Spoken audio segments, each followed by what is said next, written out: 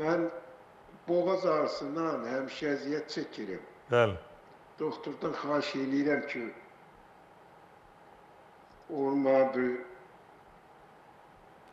İzzət müəllim, nə cür olur? Doktordur danışan, nə cür olur şikayətlərin? Məndə doktor, boğaz ağrısı həmişə məni narahat edir. Soyuq su içəndə olur.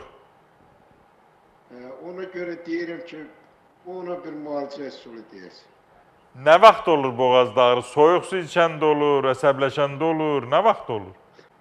Ona görə soyuqdan gözlə, ondan sonra kəskin qidalardan gözlə və götürün sodanı, suda həll edin, bir çay qaşığı, içərisinə bir 5 damcı da yod əlavə elə, onunla qarqarı elə Ziyad müəllim.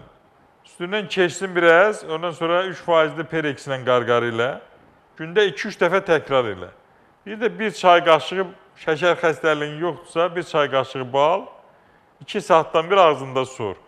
Bu boğazındakı problem həll olacaq Ziyad müəllim.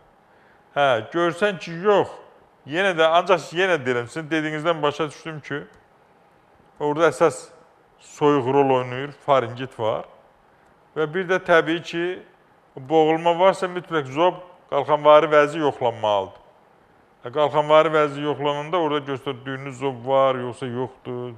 Yəni, müayinə olandan sonra onu dəqiq demək olar. Çox sağ olun, sualınıza görə təşəkkür edirəm.